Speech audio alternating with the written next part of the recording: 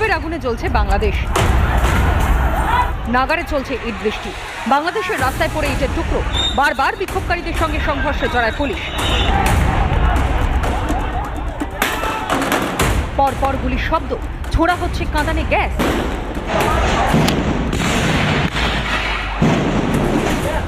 রক্তে রাঙা বাংলাদেশের রাজপথ। ঢাকার রাজপথে সেনার সাঁজোয়া গাড়ি। মুক্তিযোদ্ধা সংরক্ষণ বিরোধিতা আন্দোলনে তপ্ত বাংলাদেশের মাটি। জ্বলছে ঢাকা, জাহাঙ্গীরনগর, রাজশাহী বিশ্ববিদ্যালয়।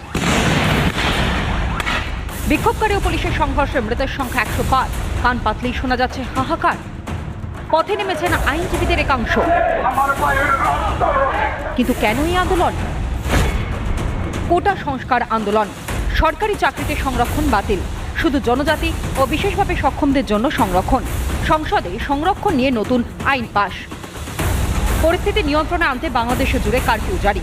শুক্রবার সর্বদল বৈঠকে কারফিউ জারির সিদ্ধান্ত হাসিনা সরকারের। এমনকি এই অবস্থায় দেখামাত্র গুলি করার নির্দেশও জারি। বাড়ি থেকে না বেরোনোর অনুরোধ পুলিশের। মোতায়েন রয়েছে বিশাল পুলিশ বাহিনীও। আমাদের উপর নির্দেশনা আছে, আজকে যদি আপনারা বের হন আমরা কিন্তু ডাইরেক্ট গুলি আমাদের ব্যবস্থা আমরা নিব। প্রথম কাজ হলো দেশের সার্বভৌমত্ব রক্ষা করা। সেই কাজের জন্য আমরা সম্পূর্ণভাবে প্রস্তুত।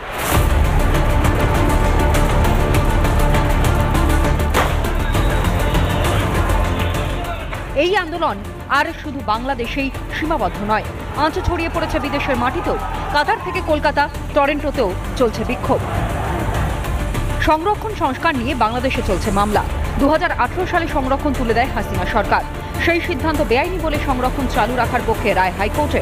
হাইকোর্টের রায়কে চ্যালেঞ্জ করে বাংলাদেশের সুপ্রিম কোর্টে আবেদন। রবিবার মামলার শুনানি। আদৌ কি মিলবে সমাধান সূত্র? রিপাবলিক বাংলা।